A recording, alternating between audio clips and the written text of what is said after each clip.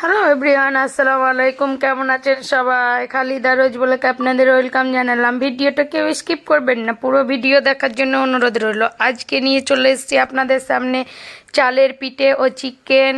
নিয়েছি 500 গ্রাম আর 4টে আলু। এখানে নিয়েছি লেবু ও 4টে কাঁচা লঙ্কা, পেঁয়াজ, টমেটো, আদা রসুন বাটা। দেখুন কড়াইয়ে আমি তেলটা বসিয়ে দিয়েছি, কারণ আলুটা আমি ভালোভাবে ভেজে নেব। একটু সময় নিয়ে ভালোভাবে ভেজে নিতে হবে আলুটা। 4টা নিয়েছি ছোট সাইজের, তাই আমি কাটিনি, গোটা গোটাই রেখেছি।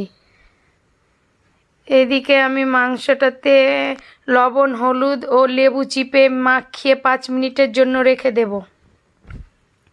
বেশিক্ষণ না রাখলেও হবে, বেশিক্ষণ রাখা যাবে না, এই 5 মিনিট রাখলেই হয়ে যাবে। এত সুন্দর লাগবে খেতে চালের পিঠের সঙ্গে, কি বলবো।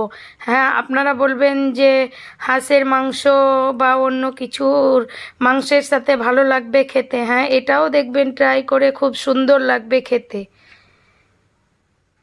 তেলে আমি কাঁচা জিরে ফোড়ন দিয়েছি, 3টে এলাচ, 2টো লবঙ্গ, দালচিনি, পেঁয়াজ, কাঁচা লঙ্কা দিয়েছি। একটু হালকা করে ভেজে নেওয়ার পরে লবণ, লঙ্কার গুঁড়ো, হলুদ, ধনে গুঁড়ো, জিরে গুঁড়ো, সব রকম মশলা দিয়ে দেব।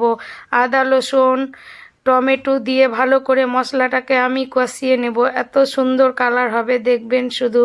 হালকা একটু জল দিতে চাইলে আপনারা দিতে পারেন। দেখুন এখানে কি সুন্দর তেল ছেড়ে দিয়েছে। মশলাটা আমার ভালোভাবে কষা হয়ে গেছে। তেল ছেড়ে দিলেই বুঝবেন যে মশলা ভালোভাবে কষা হয়ে গেছে। এবার আমি মাংসটা দিয়ে দেব। মাংসটা কিছুক্ষণ কষে নেওয়ার পরে আলুটা আমি পরে দেব, কারণ আলুটা সময় নিয়ে ভেজেছি, তাই সিদ্ধ অনেকটা হয়ে গেছে।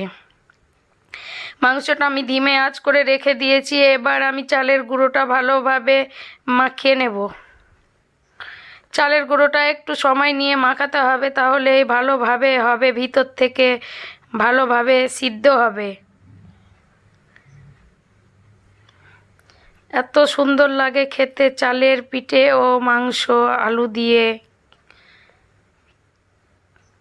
দেখবেন একবার। খুব পাতলা করলেও হবে না বা খুব ঘন করলেও হবে না। দেখুন আমি যেইভাবে দেখাচ্ছি এইভাবে করলেই হয়ে যাবে। কি সুন্দর।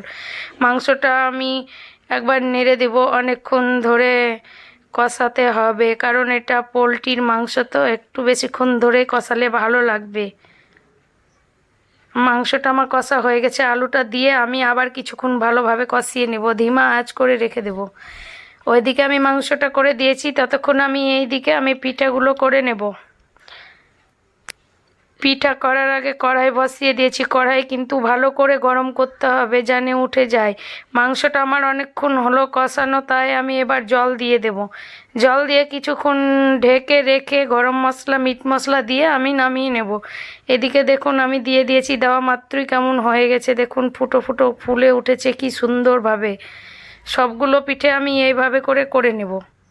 কি সুন্দরভাবে হচ্ছে, উঠেও যাচ্ছে দেখুন।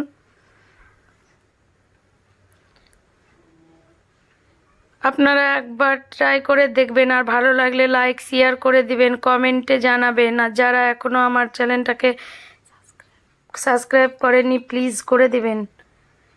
আর ভিডিওটা কেমন হয়েছে কমেন্ট করে জানাবেন। দেখুন আমার সবগুলো পিঠে হয়ে গেছে। এখানে একবারে লাল লাল ঝোল, আলু আর মাংস দিয়ে গরম গরম পিঠে, চালের পিঠে। আর কি চাই বলুন?